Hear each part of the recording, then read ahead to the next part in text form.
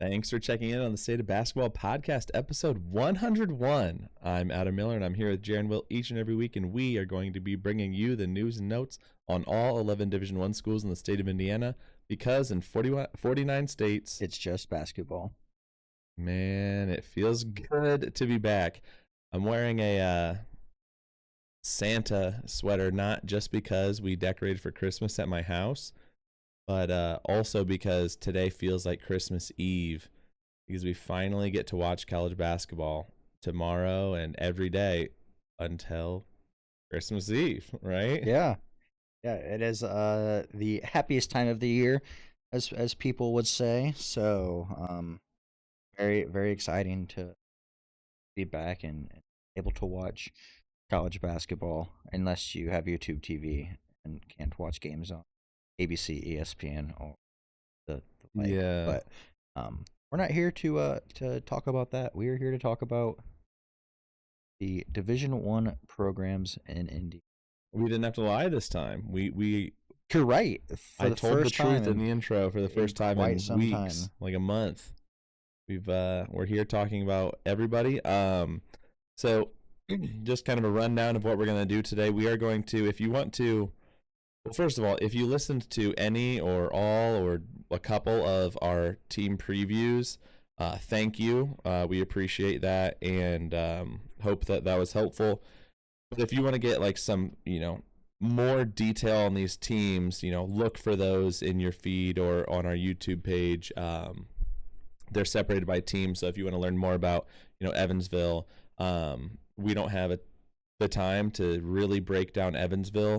We're going to talk about Evansville, obviously, but we don't have time to really get into the nitty-gritty like we did on the season previews for each team. So if you want a little bit more detail on a team, head to that season preview. But today we're going to kind of talk about, where each team's ranked, what they've got coming up this next week, and maybe a little bit of information about, kind of what we thought that they might do, and I guess just talk about college basketball. Yeah. And speaking of where teams are ranked, do we want to kick us off by just going through our rankings? Yeah, but let's talk about where everyone ended last year, because Yeah. Just kind of like a baseline. So last year, Purdue, and our final rankings, Purdue was number 1, Indiana was 2, Butler was 3, Purdue Fort Wayne was 4, Notre Dame 5, Indiana State 6, Valpo 7, Ball State 8, Evansville 9, IU Indy 10, and Southern Indiana at 11. So those were our final rankings from the 24-25 season, and things might look a little bit different at the end of next season. They could be exactly the same thing. I'm not sure, because we've got a whole season to play through. But yeah, Jaren, let's not waste anyone else's time and just get right into it and talk about our power rankings. Take it away. All right.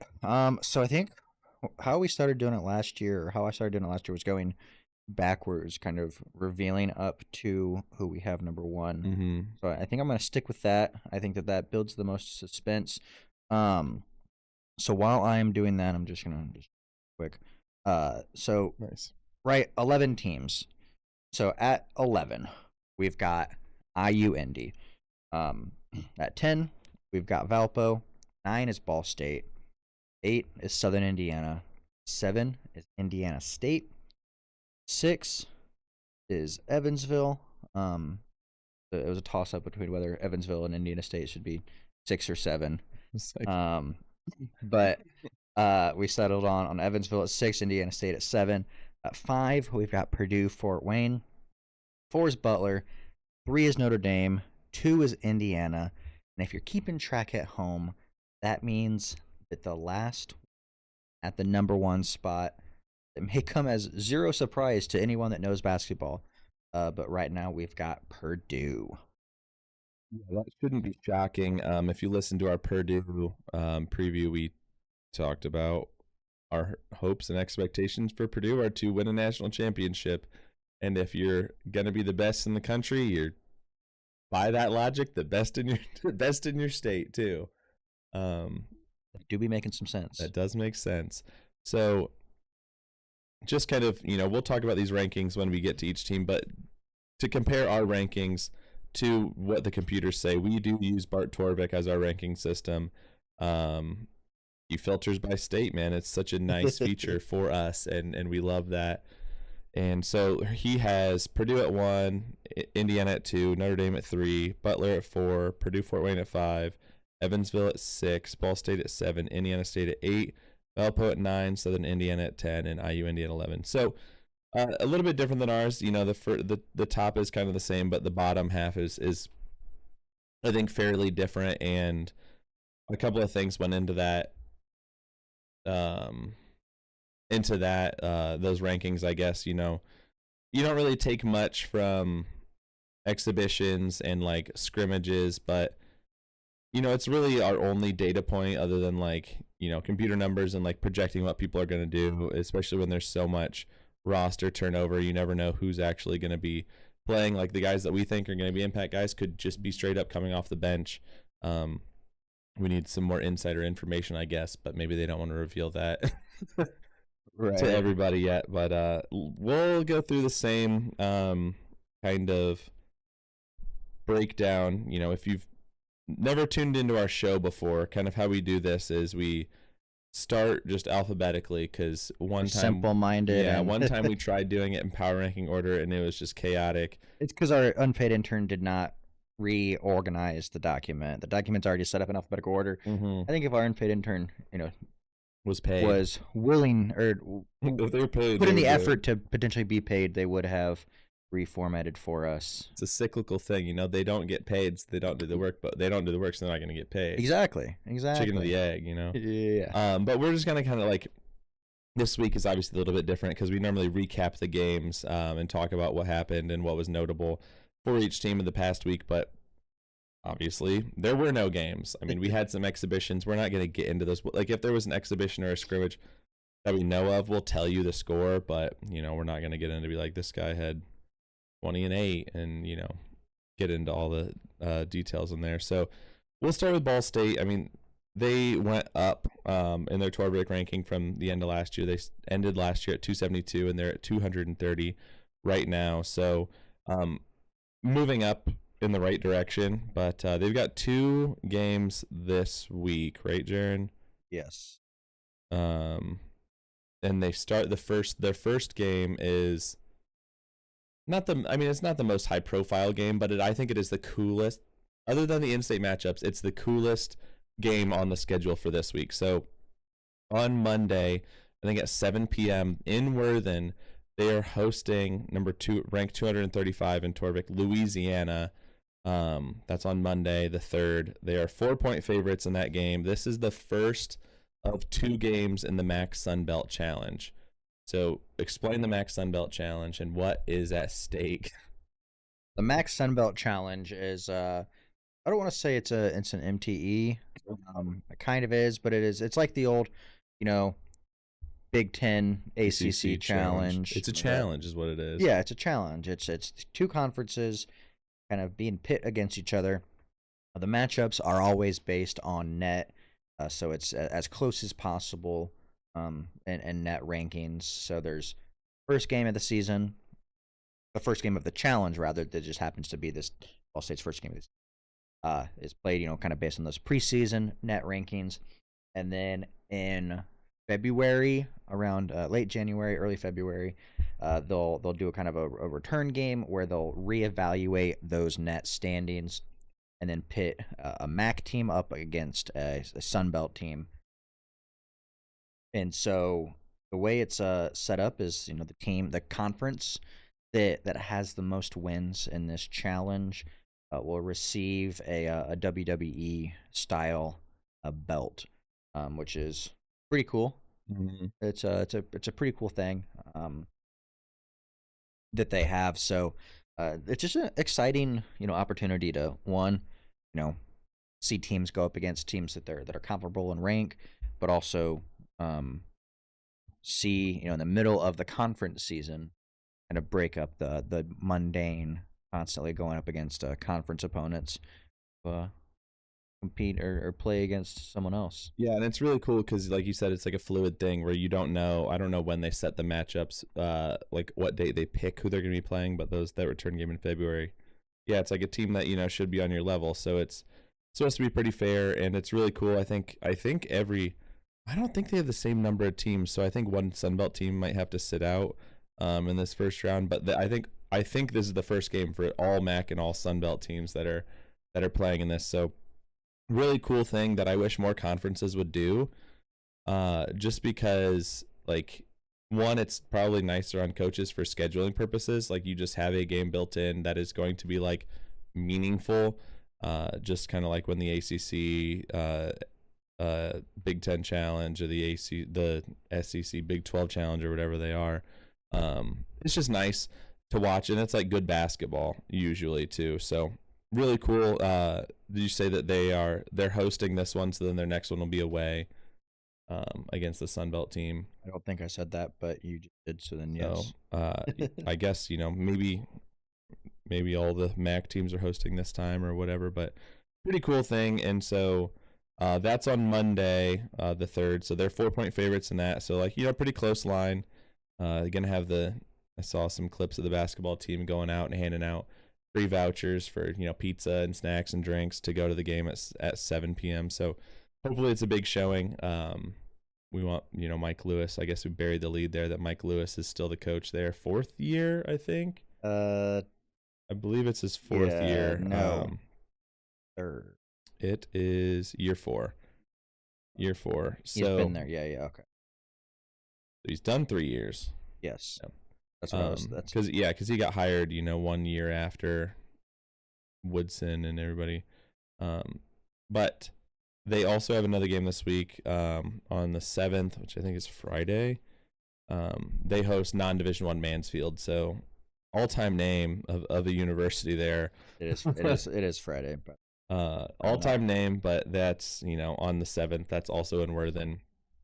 Should expect to win that one. Hopefully go. Should not end this week 0-2. We'll end this week at least 1-1. Would like to see them go 2-0 and have that.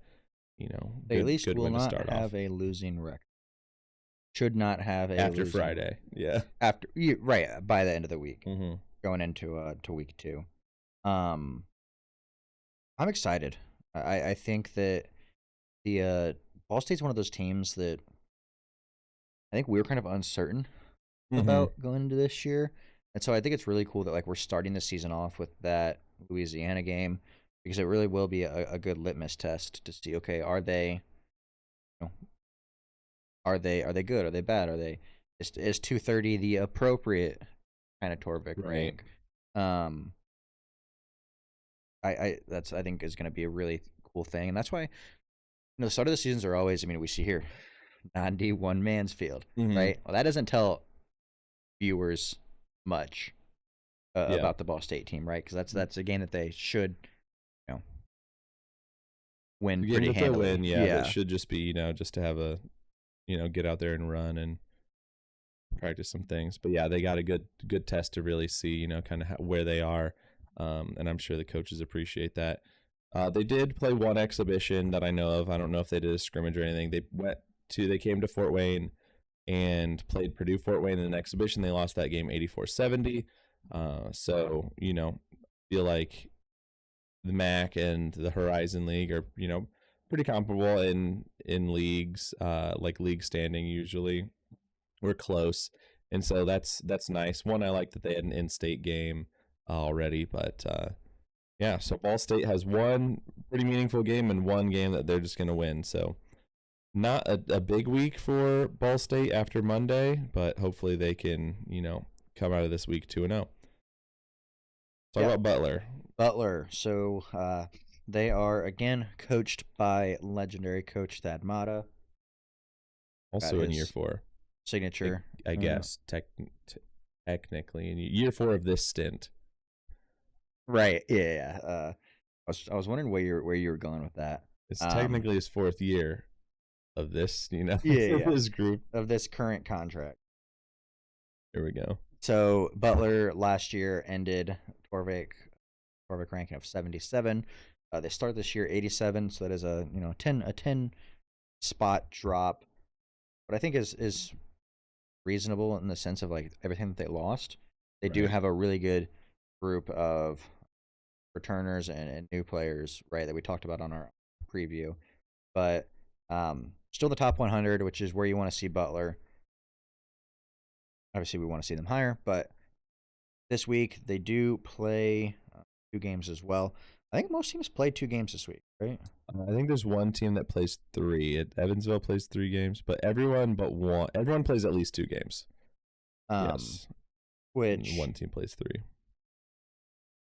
oh yep, that's because of a team. No, no, Oh they no, just I thought they were back to back. MTV and a couple MTV MTE in a couple MTV. weeks. But they Savage for canceling ridiculousness, man. X.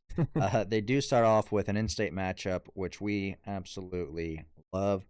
They'll be playing 300 ranked Southern Indiana on Wednesday, the 5th. That is in Hinkle. They are 20 point favorites, but we did just see Southern Indiana fall out last week, which we'll elaborate on a little bit later. I guess we didn't see them ball out, but we saw the You saw a box score. not even a yeah, we did see the box score. That is right. But they'll also play IU Indy. So 2 in-state matchups to start the week. So Thad Mata and the Butler Bulldogs really are earning our favor points here to start the season. Yeah, they quadrupled down on it because they played and lost to Notre Dame an in-state exhibition. They lost by 1 in Hinkle, and then they followed that up with another exhibition against Indiana State. When they won that 105-80. So they're starting off with 4 in-state games, and the Wednesday will be fun. We've got that'll show us like Butler did a lot of like just kind of experimenting in their exhibitions. Mm-hmm. Allegedly, we were not in Hinkle. They were not streamed, so we saw the Twitter, saw the box score. But this will be more set stuff, and we'll get to see Jalen Jackson getting some minutes for Butler, which is cool. Moved over from Purdue Fort Wayne, now at a Big East school where he I think will fit right in.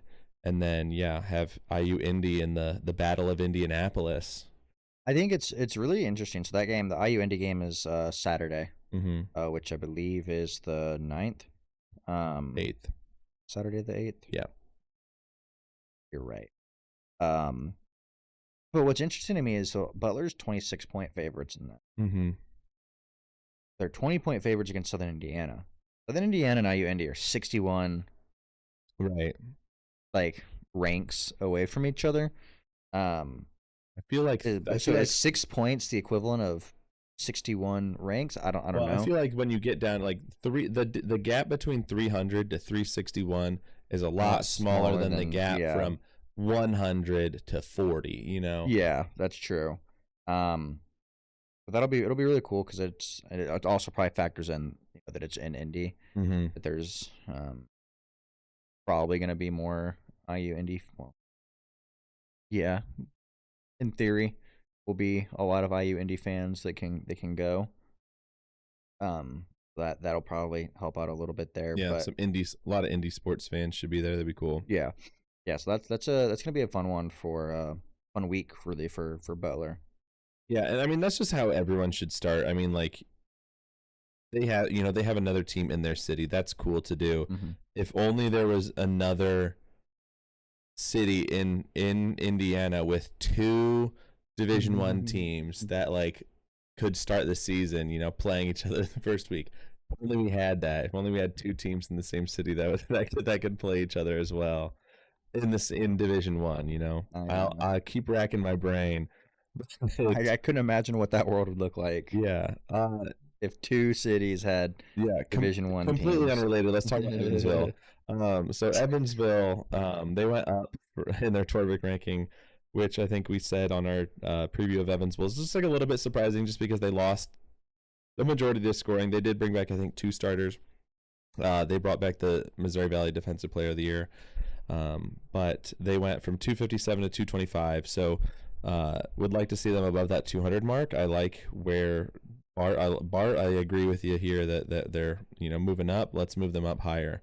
They also are doing something really cool and starting with a in-state matchup. They go to Purdue on Tuesday, the 4th. They are playing in Mackey. They are 27-point underdogs, which is kind of crazy to think that they are 27-point underdogs, and then IU Indy is 26-point underdogs to Butler. It's like, is the gap between Butler to IU Indy the same as Evansville to Purdue? I don't know, but yeah, I mean they are starting the season playing a true road game at the number 1 team in the country, which we haven't got to Purdue yet. So if you didn't know, they are the number 1 team in the country, according to the AP.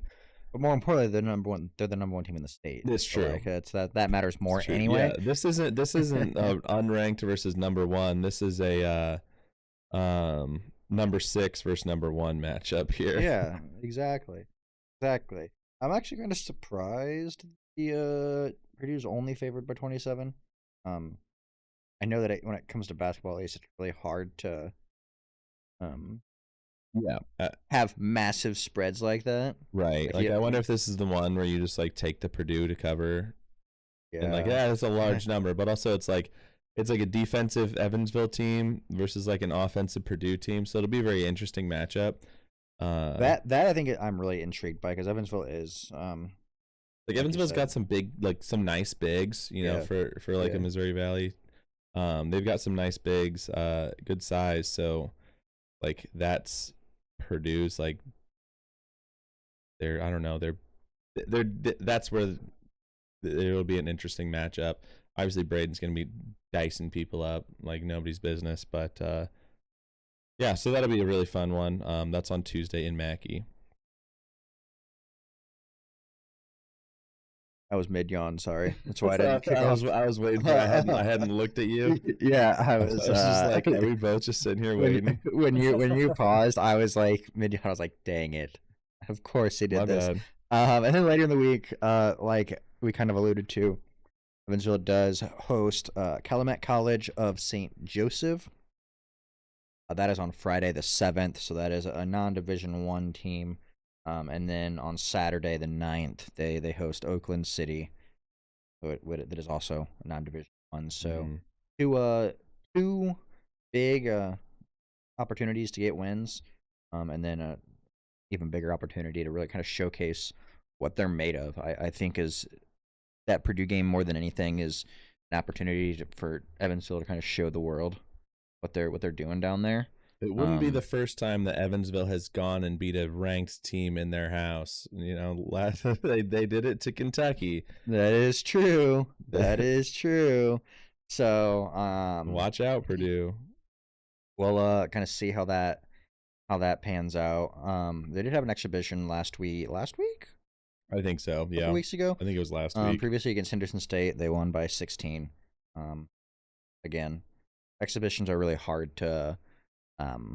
Like where does this team rank in their division?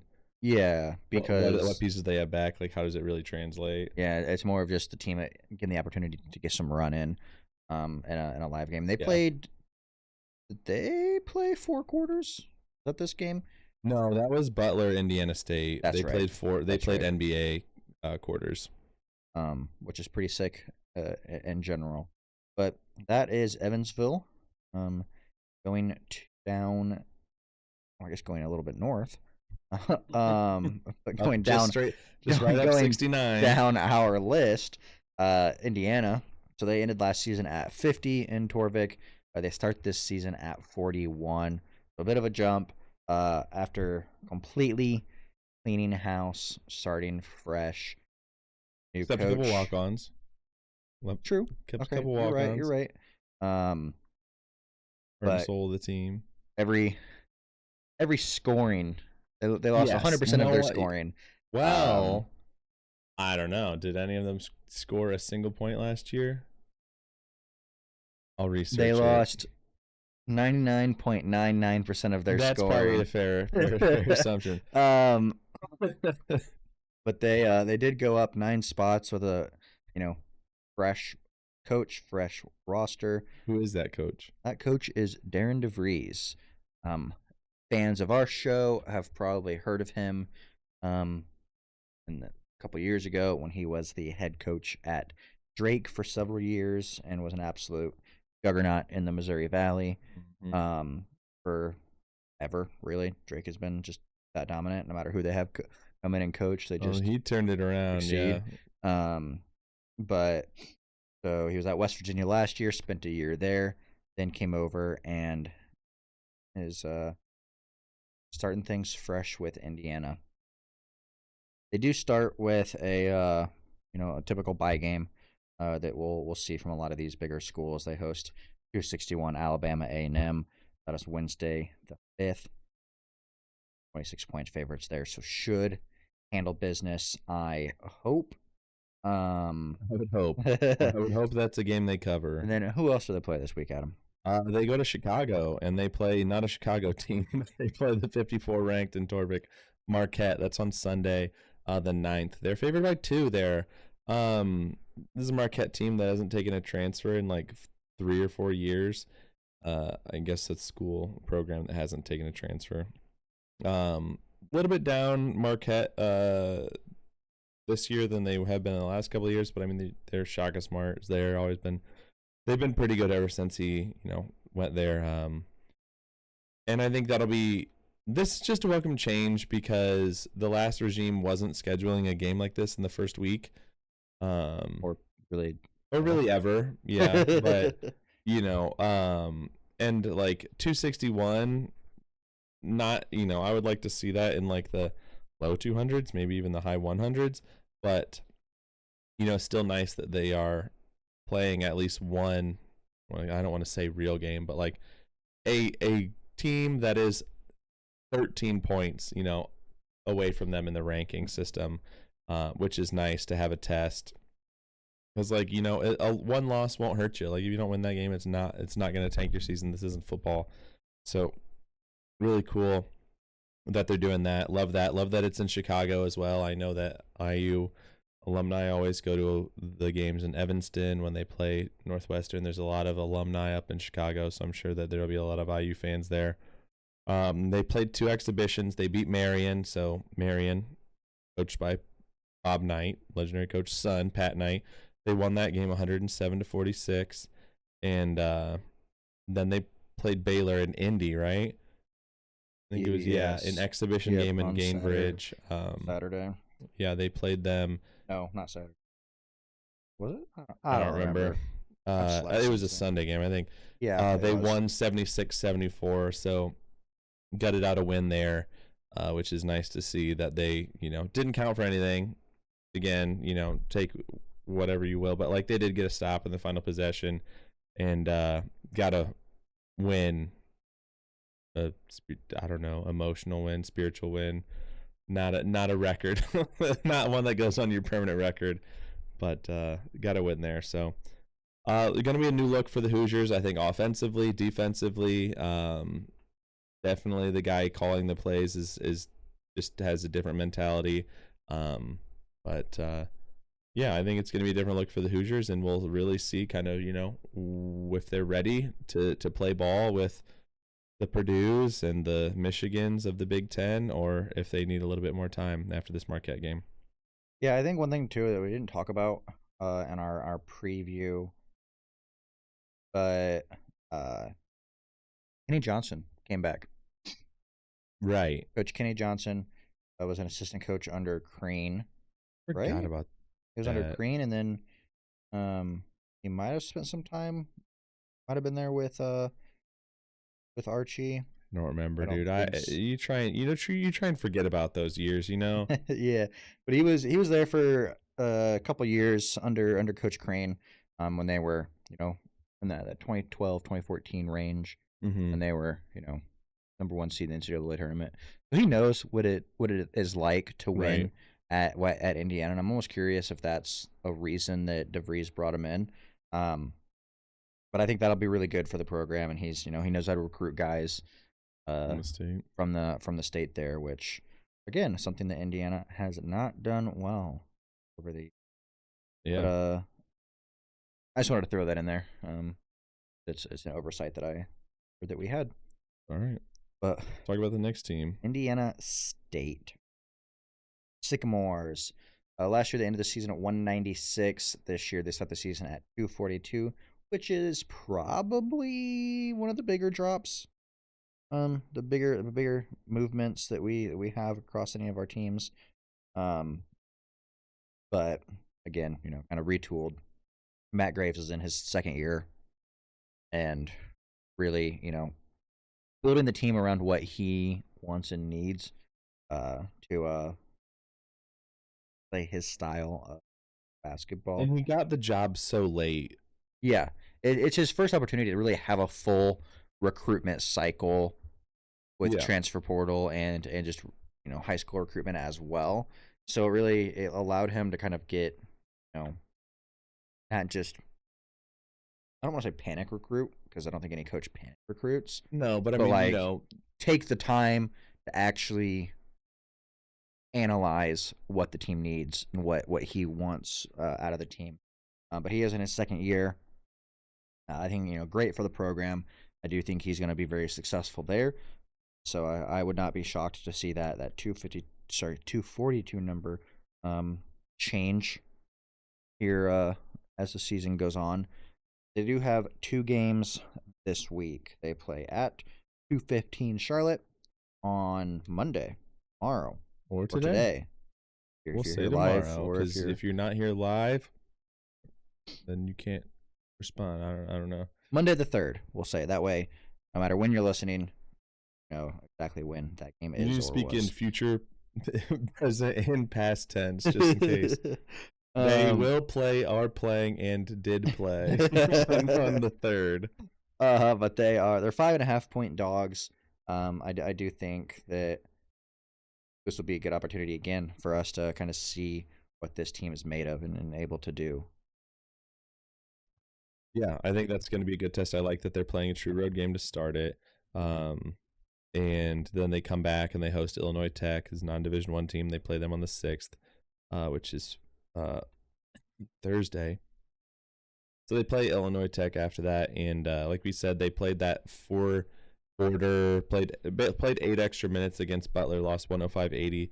But I also just want to mention that with this Indiana State team, we are and Matt Graves, we are thinking of Matt Graves and his family, as he had some like chest tightness.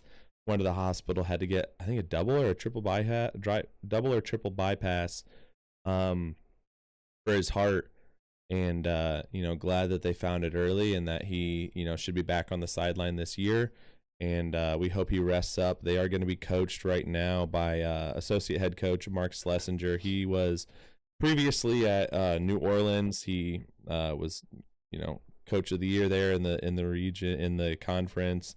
Won a lot there, and so I think that they're in good hands. I think that they're it's not like they're with somebody who's never done it before, but we obviously, much as we like Mark, we want Coach Graves to be back where we want him to be, where he belongs, on the sideline, and so we hope he rests up, gets well really soon, and that we see him back to coach the Indiana State Sycamores to win some games in Arch Madness, like is their goal. So he's a guy who wants to retire at Indiana State, and we obviously want to see him in all those games. So, thinking of him, but I think that that first game at Charlotte is going to be a nice test. It's kind of a thing that we've noticed, like Indiana's being tested the first week. Evansville, I mean, they have a test. It's not like on their same level. But like Ball State has the same thing. Pretty cool that some of these teams are playing teams that like they could reasonably lose to or win, and it would be like a good win but not a bad loss. Yeah. So let's talk about IU Indy, because they've got this, I think, is a completely new look. I think we did get confirmation from Ben Hallett that there's no one who scored a single point They are Yeah. 0% of their scoring is returning at Yeah. IUND for the Jags.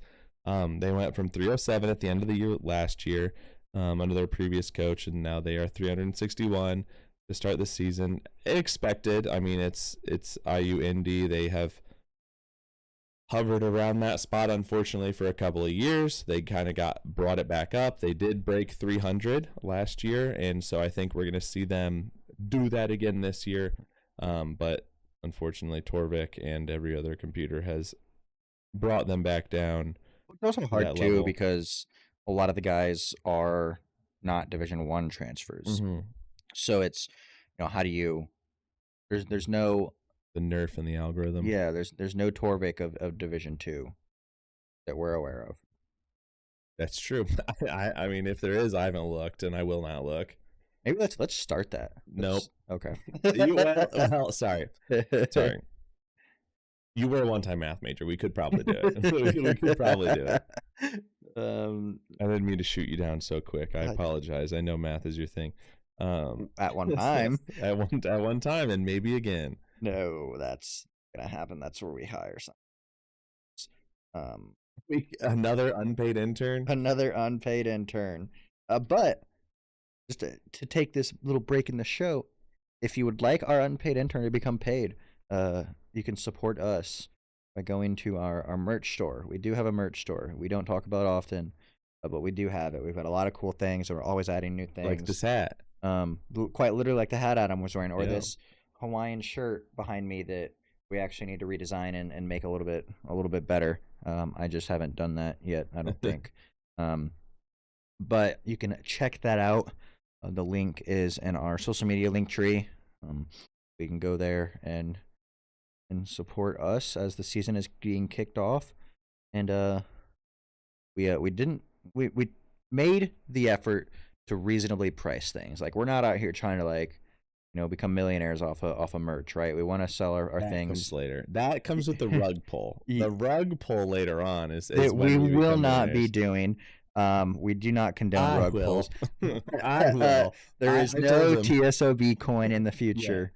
Yeah. But seriously, the merch is out there.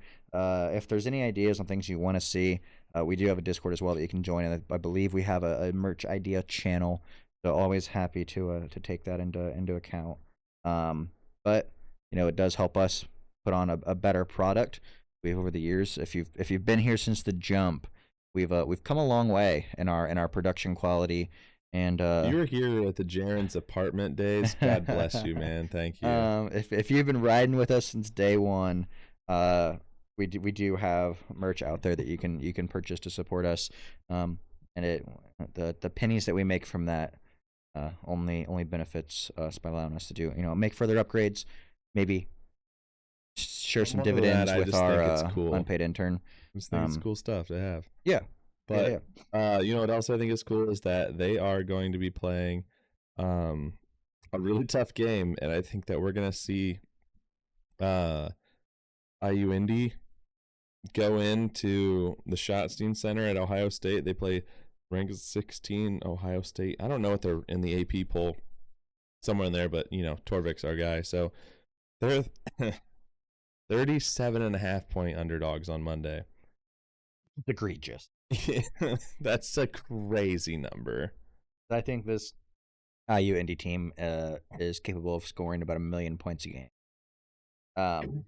So it'll be interesting to see how that. Yeah, I mean, we haven't we didn't see they played a scrimmage against USI. I don't know what the plan was for the scrimmage. It was just kind of roll the ball out there, basically just like an open gym type of deal. I don't know what Ben Howlett's game plan was for the scrimmage that they played against Southern Indiana and lost 116-83. But I mean, they based on the system, literally the system that Ben Howlett runs, they should be able to score a lot and disrupt a lot and be really, really hard to play against. And so it'll be really interesting to see that game in person, not in person, but to see it for the first time at IUND. And then they have 2 more games this week. On Thursday they host LIU. They are 5.5 point underdogs there. LIU is ranked 224, and then like we said with the Butler section, they play at Butler and Hinkle on Saturday. They're like 25-point underdogs there, so we're gonna see a lot of IU Indy this week, and it's different because they aren't opening the season with the Readers Become Leaders game. They're doing that on the 11th, and we are going to be there. And it's technically not Readers Become Leaders this year. It's reading to reading to the Final Four, because the Final Four, all the Final Fours are in Indy this year, Division 1, 2, and 3. And so it's kind of like a lead up to that. There's going to be, I think, 3,000 third graders at this game on the 11th, but we'll talk about that more next week. So just wanted to say, if you're going to be in Indy on the 11th at the game at 11 a.m., we will be there too. Yes, we will. So excited to see what Ben Howlett's team looks like. A team that we have seen before and has added some pieces is Notre Dame. So they moved up significantly from 101 to 64. Part of that is their top 10 ranked recruiting class. And so they are still coached by Micah Shrewsbury in year 3. Yes. They also play LIU. They play LIU. They host them on Monday. Wonder if LIU is even going to go home. Maybe. Good question. I mean, probably Monday and Thursday. Probably not, actually. I would just stay. But we're not an LIU podcast. So they play 224 That's LIU. Long Island, right? I think so. So they play them on Monday. They are 16-point favorites there. There's no way. No shot. And then they host 303 ranked Detroit Mercy, who we will talk about later this year when they play IU Indy and Purdue Fort Wayne. That game is on the 7th, which is Friday. They're 21.5-point favorites there. So 2 bye games for Notre Dame, which is reasonable. You know, I don't know. That's reasonable. I feel like, I don't know what I wanted to say. Just they've got a couple of young guys that they need to integrate, but I think they've got a lot of power coming back. Yeah, I mean, I do think it's reasonable doing the bye games, right? Would we like to see them play a tougher opponent in this first week? Absolutely. We always want teams to play tougher opponents. But they did play Butler in an exhibition. They played DePaul in an exhibition. Right. Those are going to be 2 really good teams. I do think that there was opportunity that maybe they, again, didn't roll out the whole playbook, the whole scheme. We know Shrewsbury has more plays than Broadway, so. And now he's got more weapons too. Yeah, but it was just an opportunity for them to go out and see a high level competition before the season starts. They did beat Butler in exhibition 77-76, and then they lost to DePaul 69-62 in their exhibition there. So 2 close games. Obviously, they're on both ends of the and each of them, but. We'll give them some slack with the first week scheduling because they play Ohio State next week, and then they also are in Players Era. So we'll give them some slack the first week because they are gonna have a gauntlet here soon. Yeah. Purdue Fort Wayne went down in Torvik from last year to this year, 166 to 194. Right now they are currently in Arizona because tomorrow on Monday they play at Grand Canyon, who's ranked 78th, actually. That's really high. Yeah, Grand Canyon's a really good team. Grand Canyon is a really good team. What they've got going on down there is good. And this is not it's not a shock that Purdue Fort Wayne has a gauntlet like this to start the season, right? This is very typical of Kaufman's teams. Every year they've eluded the NCAA tournament. But the way that Kaufman schedules is he schedules tough competition. That way they're ready for the NCAA tournament. So that's one of those things, like, once they get there, they're going to be ready. They're going to be prepared to show the world what they're made of. I wonder if the Indiana connection, the Indiana ties have anything to this game being scheduled, since Bryce Drew is the coach at Grand Canyon. And I mean, Diebler's the coach at at Ohio State. Could be. I mean, I can't say, Well, they but played like, Michigan last year, right? yeah, Dusty May. yeah. I wonder if he pulls those connections. I don't know. I don't know. I Um, also like thank you to like Grand Canyon and Ohio State for like, I know that like I know Purdue Fort Wayne isn't like Drake, yeah, of the last couple of years, or like the team that's guaranteed to like win a single bid league, like, but Purdue Fort Wayne is a good team, has consistently been good, and like Grand Canyon does not need to take this game. The Grand Canyon absolutely does not need to take this game, because if they lose the game, like, that's almost a 200 ranked team in Torvik that they're losing to yeah, at home. Same with Ohio State on Friday. Like, if Ohio State loses this game, like, that is really bad for the resume. They didn't need to take this game, but I like that they did, because it's incredibly hard for teams like Purdue Fort Wayne to schedule, where they've got a good coach, they've been good for a long time, and they're always a force in the conference. And teams don't want to lose. Like, teams don't want to lose to you. They literally, um, didn't they beat DePaul? Like, they yeah. scheduled DePaul 2 To years start ago. the season. Our first time doing the show 2 years ago, they played DePaul first game, beat them. Like, Granted, that was a really bad DePaul team. yeah, but still, But yeah, like, yeah. you It's almost like a trap game every yeah. time. So, like, thank you for scheduling these games, because they're not afraid to schedule good teams like Purdue Fort Wayne. Another team that's not afraid to schedule good teams is Purdue. Right. Or They in-state teams. Yeah, good teams or in-state teams. So Purdue they ended the season last year ranked 15th. This year they are starting ranked 5th. Obviously, this is not the AP poll. This is Torvik rank. So they did move up. Matt Painter still there, still rocking Still doing it. doing his thing. This is a really good team. We talked a lot about it in our season preview of them, so we won't spend too much time elaborating on it further today. But this is a team that's going to score a lot of points. Yeah. They're gonna have to figure out their defense, but they'll do that. I think they'll have opportunities this week to do that. They do. We talked about it earlier. They do host 225th, 225 ranked Evansville on the 4th. They are 27-point favorites. That par for the course, right? And then they also host Oakland, who is 184th ranked. Oakland is one of those teams. Greg Campy, just like Purdue Fort Wayne, great coach in the Horizon League. This is a team that we saw beat Kentucky 2 years ago in the first round of the NCAA tournament. Purdue's playing the Kentucky Killers this week. That's awesome. I didn't realize that. Yeah, yeah. So that game is Friday the 7th. Again, Purdue's 24-point favorites, but it's that Oakland game is going to be interesting because Greg Campbell, like we said, really great coach, knows how to beat good teams. Has done it consistently. Right, we see them we'll see them all the time with Purdue Fort Wayne. Greg Campbell, good friend of Tom Izzo. Yeah, I think they play every year. They play, yeah. So they do the ugly Christmas sweaters. They play almost every year, if not every year.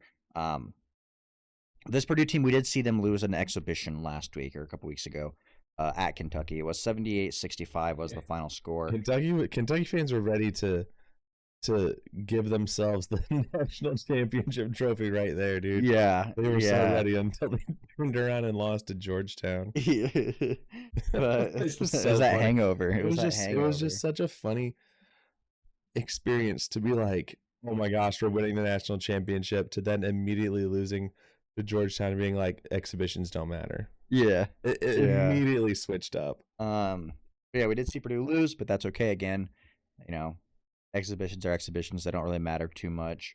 We're not going to throw out the whole playbook. Matt Painter hasn't won an exhibition in the last 3 years. Yeah, he's doing this on purpose. If they win their exhibition against like a Power 5 team, that's when you need to be worried. That's when you're like, oh no, for real, oh no, for real. And then they put a pretty good beat down on Division II UND, but 92-49 in an exhibition. So Again, it doesn't really matter, but played in state team exhibition. Honestly, that exhibition was probably more for UIndy because Yeah. they're a team that's really good, the Division two level, um, and they just played the best Division one team, like the best team at any level in the country. So again, Purdue's gonna. They don't really have a test this week, but I don't know. Oakland and Evan. Oakland's not anything to sneeze at. That's gonna be a tough game. yeah, I guess I more so meant like a top Yeah, a ranked, resume yeah, a builder or resume anything. builder. They will be tested, but not something that really makes a major positive impact on their Yeah, the resume. committee's not going. Well, you got that win against Oakland and that win against Yeah. Evansville. No Now, offense. if they lose, then that's a Yeah, problem. But I don't expect that to happen. right. It might not be a 25 point game. It could be closer, but I just don't see Purdue losing either of these Yeah, games. for sure. All right, what's next? Southern Indiana, they went up from 336 to 300, right on the dot. So let's get a 2 in your number in your ranking after this week. They start the season at Butler on the 5th. That's Wednesday. They're 20-point underdogs. And, we've seen Butler, or, heard about Butler a couple of times in their exhibitions. But it's going to be an interesting one because Southern Indiana had that scrimmage win against IU-Indy. What do you take out of that? I don't know. Probably nothing.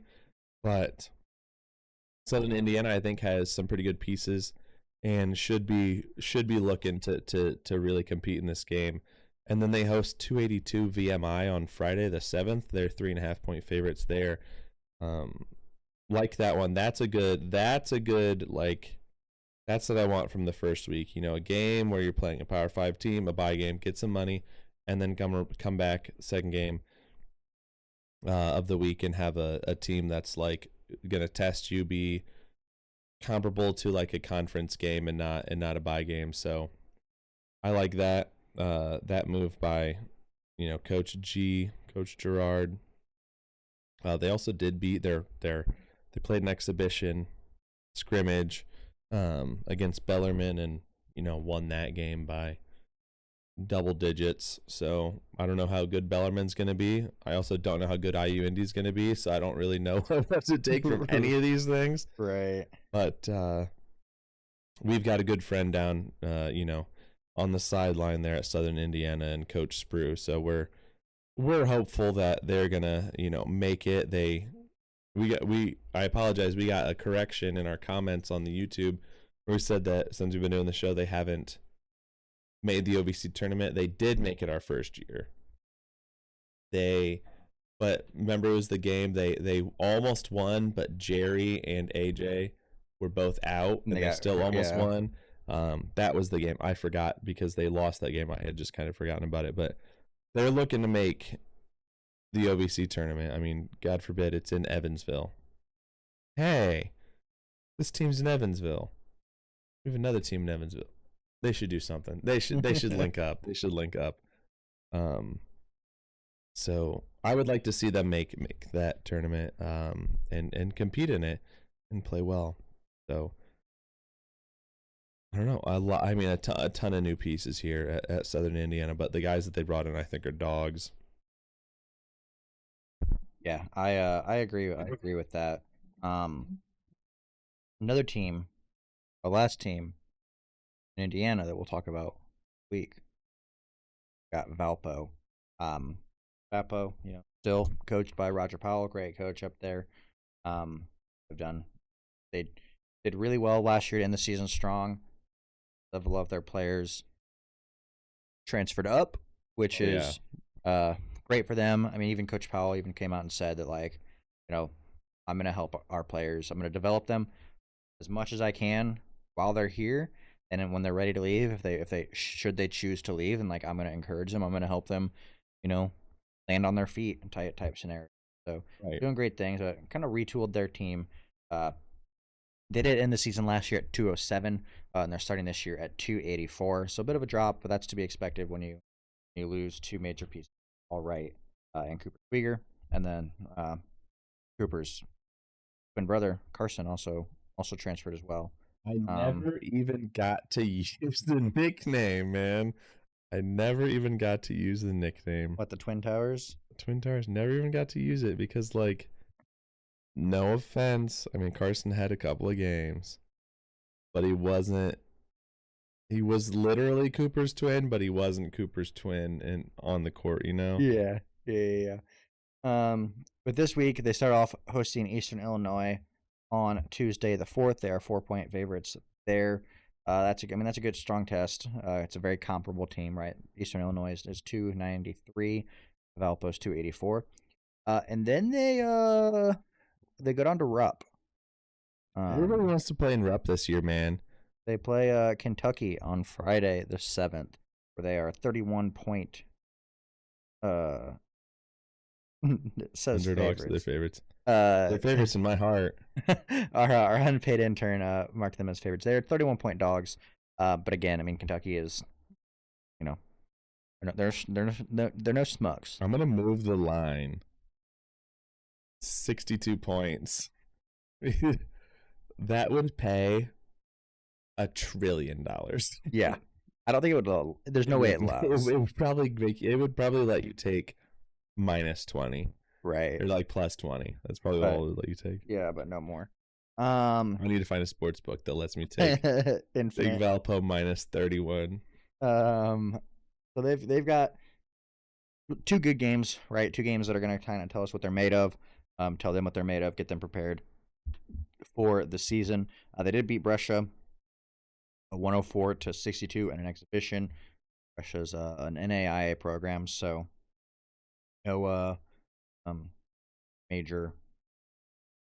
nothing major that we can glean from that game, so to speak. But those are our It's the Indiana portion. Yeah, the Indiana portion. We've got the other 49. Now we want to talk about AP poll. Yeah, I want to talk about the AP poll a little bit because I think it's interesting when you look at the AP top 25. Purdue does top the poll here. They just barely had more points than Houston.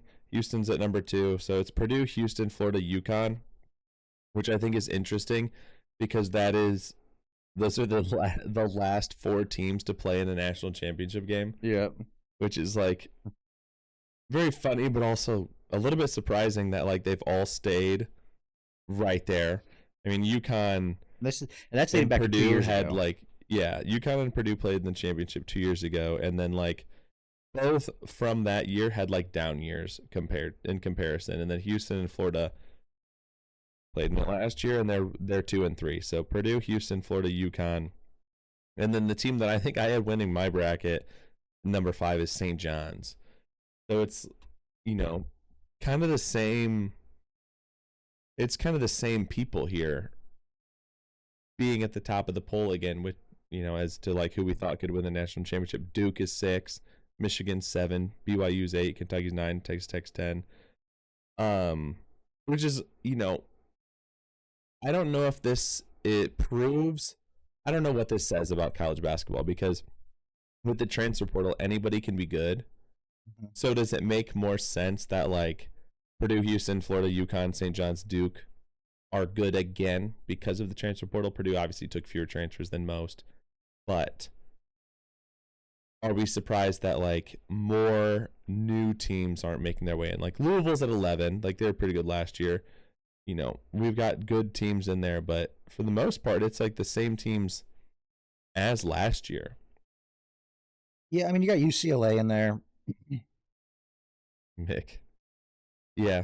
I mean, you got UCLA, but you also have like Arizona, Arkansas, Alabama. Alabama's lower than they have been. Yeah. Iowa State has been there. Illinois, Tennessee, Kansas. Kansas is a lot lower at 19. Wisconsin being in there is, they've been really good historically, but in recent years, not as. They have not been like 25. Yeah. Top 25. Yeah. I mean, I think it's a balancing act. I also think it comes down to like when you've got sustained success, like regardless of money, how much money you have. Right, well, one, if you have sustained success, you're going to have donors who are going to want to continue to give more, which allows you to bring in players to help you again maintain. So it like kind of goes hand in hand. Right. If you have a team that wins, people are going to want to transfer to you. Yeah. And your donors are going to be more than willing to help subsidize those transfers. Yeah. I do think though, like, all these teams too, for the most part, are coached by prominent coaches, guys that have been around for whether they've been at that program or at the coaching at the highest level for the longest time. I mean, think Mhm. of Arkansas being up there, It's and Coach Cal Coach from Cal's Kentucky. been very successful at Kentucky, right? So, um, I do think that there's more when it comes to basketball. It's just viewed a little differently. I think of like comparison to football, Mhm. right? Think of your Indianas. They're perennially in the top 25 now, Right. and they haven't been for ever. Right. I would Uh, almost equate that to like if I'm looking at this top 25, hmm, and I'm not saying this is like a 1-to-1, but like this is also a little bit different, but like BYU. Like BYU yeah, has been good. yeah, I mean, Jimmer, come on. Come on. Like they have been good, but like they haven't been great recently. They bring in a coach, I don't remember his name, from the NBA. They also have like a bazillion dollars because the Jazz owner is just yeah. bankrolling the team. Uh, Indiana now has like a lot of donors, but like they just have a really good coach, right? Mhm. Who can do it. So like I'm not saying BYU is the Indiana football equivalent, but like that feels like a similar. They probably fit the bill most Yeah, of to this like current that, top yeah, to 25. like Yeah, that comparison there. But like teams that I'm looking at this top 25, like Michigan State at 22. Um, I'd like to see Tom Izzo.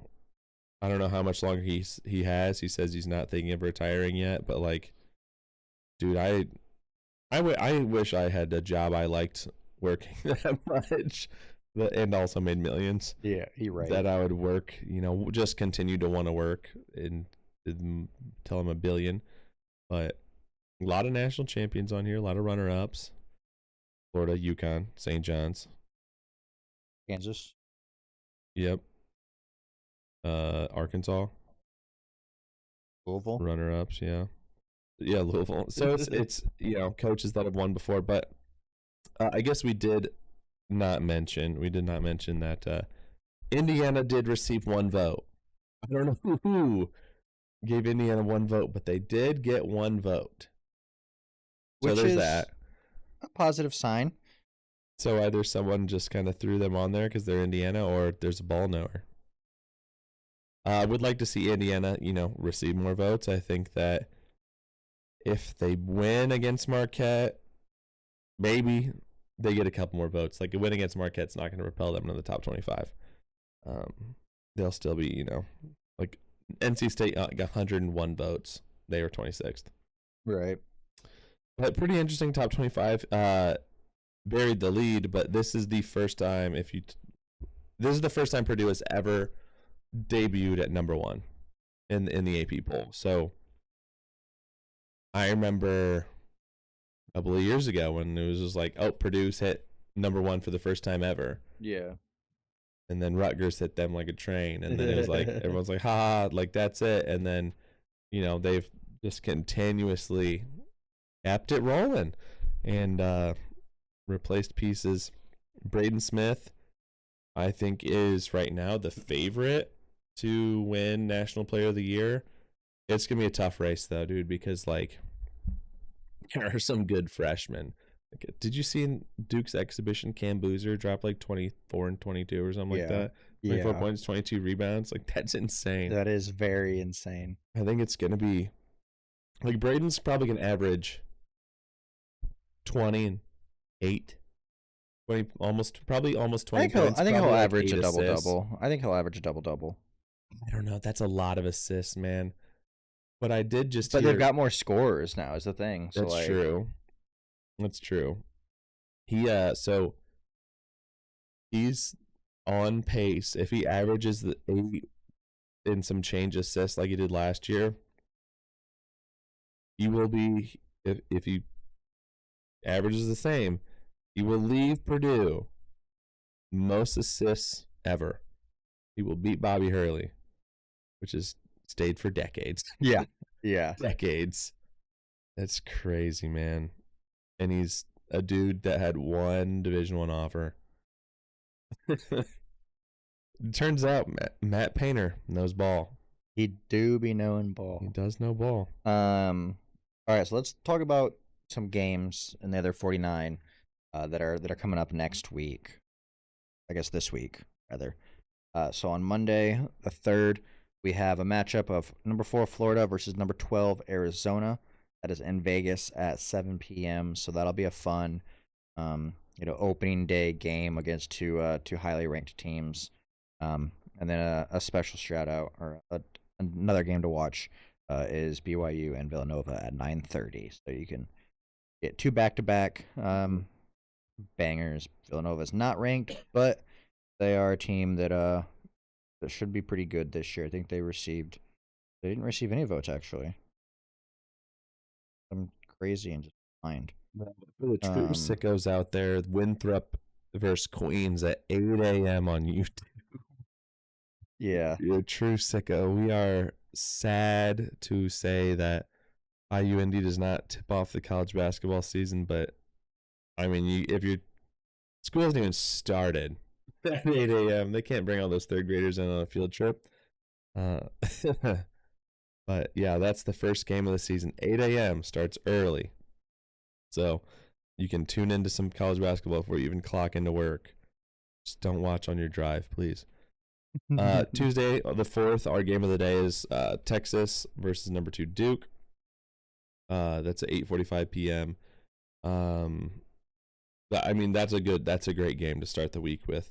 Texas, I'm not sure how incredible they're going to be. They're like top 40 in Torvik, but Duke, if you want to watch, again, it's Duke. If you want to watch some incredible freshmen, I guess go turn on the Duke game. Yep.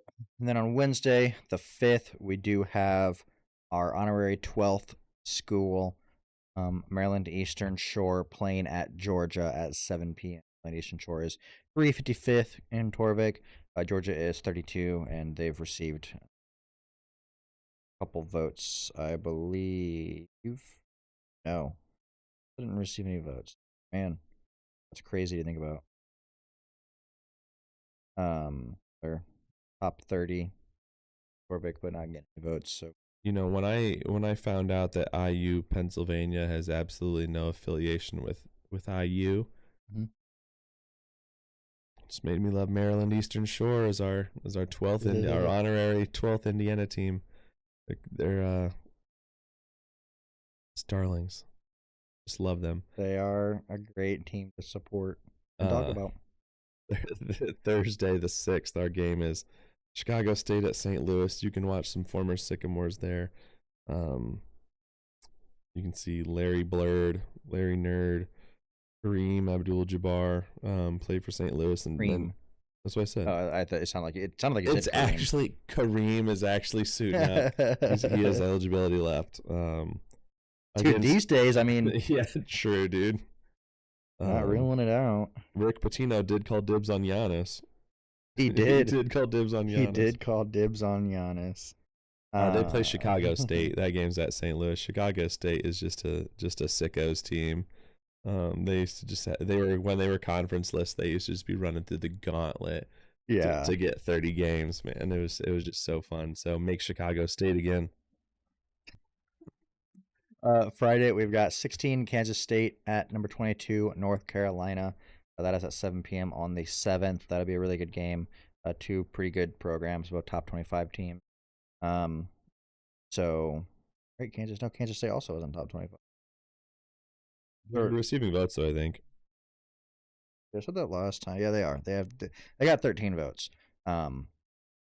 But two really good teams. Kansas State might have like the country's leading scorer on their team. Yeah. So it'll be interesting. And I mean, dude, it's rolling the dice and shooting into the dark to see if North Carolina's going to be good or not. You just never know. It's they you know th- they're one of those teams that like perennially good. They are blue blood, but also it's like, oh, went to the national championship. Okay, Lose next Brady year. Manick, bring in Pete Nance, suck. Yeah, Just like a dog water next team. year start the season number 1 and then lose every game And then possible. be the fastest team to fall out of the top 25 Yeah. after starting at number 1. But it's always an interesting thing to see. What are they actually going to be capable of? Yeah, Hubert's coaching for his job.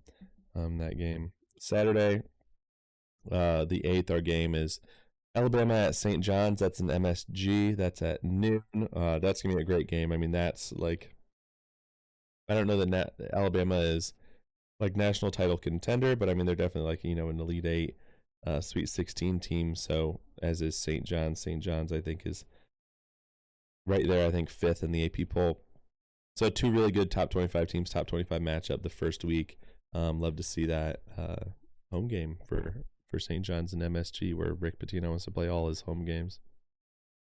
And then to round out the week on Sunday, the 9th, we've got number 36 Texas A&M at 48 Oklahoma State at 2. This is a game that is every I think amateur sports coach's dream. You've got Bucky McMillan, the new coach at Texas A&M, came over from Sanford. He was a high school coach 5 years ago. Just so In 2020, he was a high school coach, left to go coach at Sanford, and is now at A&M, a power conference program. So just absolute incredible career path and journey out of him. He is a great coach. I think he'll be very successful at A&M. I'm sure I can find this. I'm almost certain I can find this in an interview, but like, how did he get found from the high school? Because like if I'm Samford's AD, like how do I sell that? I'm like, I saw this high school coach just absolutely putting on a clinic. We need to bring him here. I'm sure I can find the answer, but like that's just such an interesting thing to me. It's like, how do you sell that to your administration? That like, I mean, Nate Oates was doing this. Nate Oates was doing the same thing. Like I think he was coaching high school, wasn't he? Or was that Hurley? I think that was Nate Oates. Yeah, and like he was like a math teacher. So like, how do you how do you sell that to your administration? Yeah, Nate Oates was a high school basketball coach in 2013, and then got on the some staffs. But like, he went from high school coach to Division I head coach. No assistant stop along the way. Just boom. Like that's just crazy. He so he was coaching, in the area. You're telling me he just lived there? Yeah, he was in the area. That's ridiculous. He was in the area, so like he was known in that regard. He was like on their radar because of that. He won 5 state championships in 7A, which is that the biggest or the smallest? I don't know. If it's like Indiana, it'd be one of the bigger ones. Probably. But I don't know. Listen, no offense, I wouldn't go pick somebody from the smallest division and be like, that's the guy. But he was just one of those guys that and he was a folk hero, kind of like if you followed basketball in that kind of area, right, or even in the state of Alabama, like you kind of knew who he was, and like his unique style of coaching and play. There just wasn't. Sanford just didn't have any success. They weren't, no fan support, things like that. So like, well, this guy already has a cult following. Yeah. He's probably someone that can help us energize and kind of revitalize the program. And so. And then they had Dallas Graziani out there trying to did the jump ball against Zach Edey. Didn't even jump for it. Ran around. That's so funny. Yeah, Bucky McMillan is just awesome. It is such a cool story. Could be you, man. Could be you someday. Could be me someday. All of a sudden, you'll just be coaching the Cubs. Just be the GM of the Cubs. Go from Southside to. Hey man, the head coach of the Blue Jays is a really young guy that he was just really successful as a coach in the minors, and they hired him to be their major league coach, Hmm. and he's done really well. Obviously, having just played in the World Series. Second place. Yeah. There's a couple other MLB teams this off season that, or not off season, but like it's technically the off season now, that hired minor league coaches in there after. The literal 1 day gap between the MLB and college basketball. Very funny.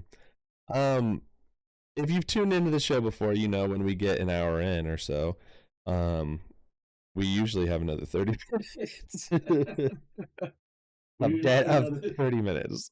We are moving on to the portion of the show where we guess a game based on some clue that makes sense in one of our minds and hope it makes sense in the other one's mind. It usually doesn't. I don't have our final records on hand here from last year, but we have a fresh slate this year, Jaren. We're both 0-0.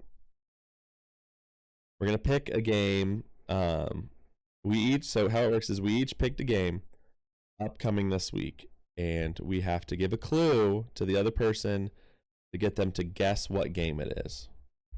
If you say this team at that team and it's actually the other way around, that counts. So you have to get the two teams. Yeah.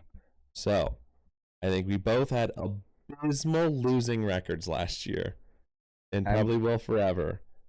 But time for guess the game. So would you like to go first, Jaren? I will give you the honors. I want to guess first. You want to guess first? Yes. All right. I have mine. I hope so. Are you ready? Never ready, but let her rip. All right. So my guess the game of the week is Quackers Gobbling Grain.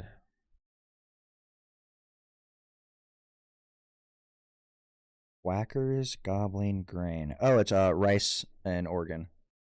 That is correct. Rice at Oregon on 10 p.m. on Friday, November 7th. The only reason I knew that is because saw it on there. Well, I was looking at that to be mine. That's funny. I would have used a different hint, right? But or clue, I guess.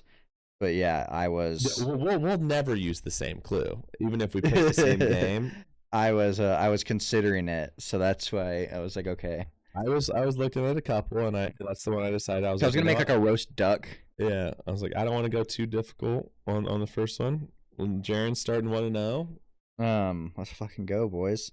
Let's just call it there. I think that's where we just end. That's where we end the guess the game. It's okay. So the hint. No, you got to get for me to be 0-1, and then you go. Let's never do this again. Okay. Well, then after this week, we'll be able to. So the hint I have, or the clue I have, is anchors down in the nights. Anchors, like anchors down anchors in the nights. Is night with a K? Yes. Nights. Bellarmine's the Nights. Anchors down.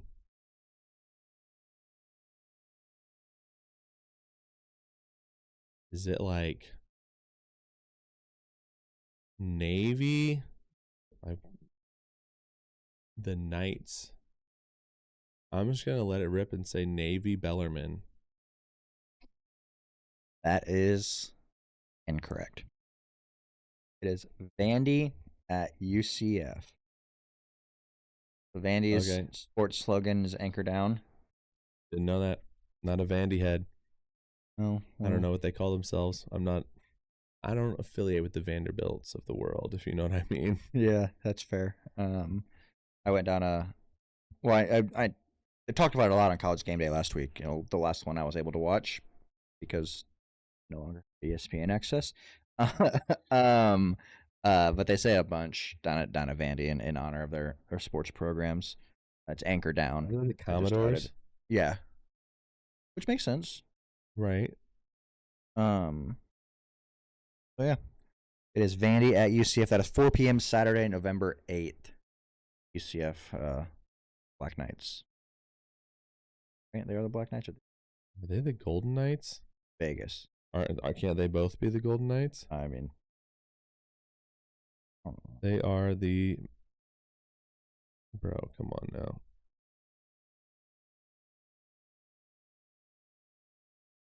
Give me their actual, like,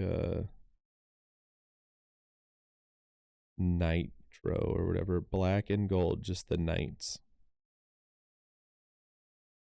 See, you know what? Their colors are black and gold, so like They were the Golden Knights up until 2007. I knew it. My fraternity brothers coached football at UCF when they were trying to make their national championships claims. Oh yeah, Is interesting. So yeah, I think we just never do guess the game again. Let's call it there. I think that is the way it should be. Me going out on top.